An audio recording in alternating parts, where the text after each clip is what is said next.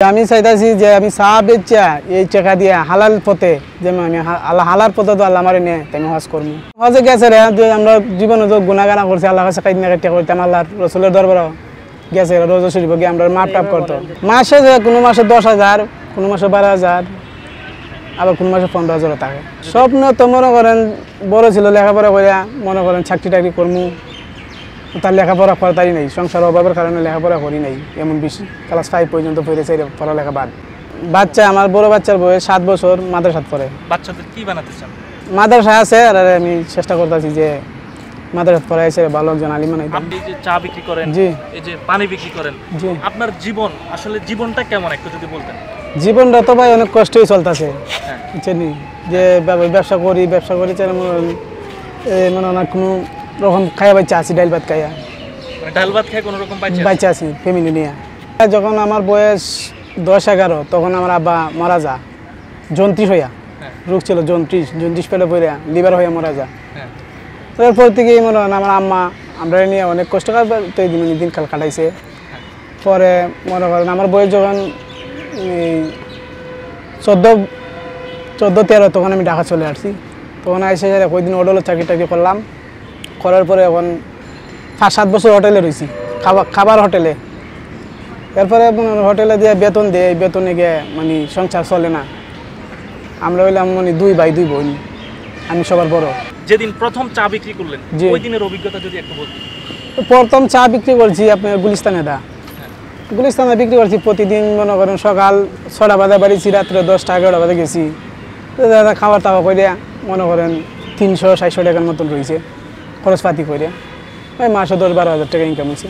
এটা দিয়ে মনে করেন কোনোরকম সংসার বাড়ি দিয়ে খাড়াইছি। প্রথম দিন চা বিক্রি করছিলাম এদিন মনে করেন 400 টাকার মতন রয়েছে খরচ টরচ করে।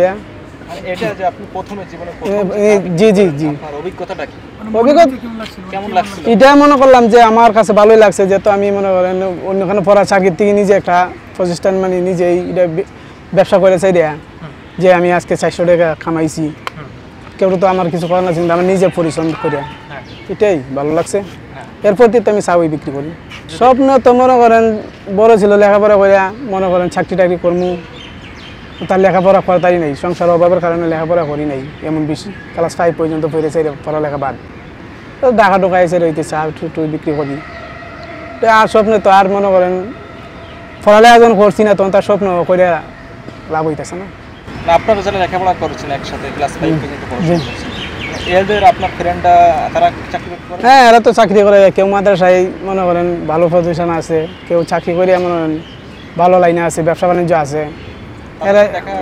এরা সাথে দেখা এরা তো মানে জিজ্ঞাস রাস্তাঘাটে পাইলে জিজ্ঞা আমার জিজ্ঞায় কি তোমরা কি অবস্থা, তখন সেরা বলে দেয় আমরা তখন ব্যবসা বাণিজ্য করিয়া ভালোই আছি, তুমি কি করো? তখন আমি বলি যে আমি রে ভাই ওই যে পার্কে গুলিস্তানি বিভিন্ন জায়গায় চাটা বেশি, পানি বেশি, চা চিকেট এগুলো বেশি। এই ব্যবসাটার মধ্যে অনেকে অবহেলা করে, চা লাগাই ডাক দেয়, এরপরে মনে করেন খারাপ ব্যবহারও করে। এটা চা আমরা নিজে মানাই আনি, এরপরে কষাকারি মেরে আনি, এই সেই পরে আগর বাগর মানুষের একটু কষ্ট লাগে।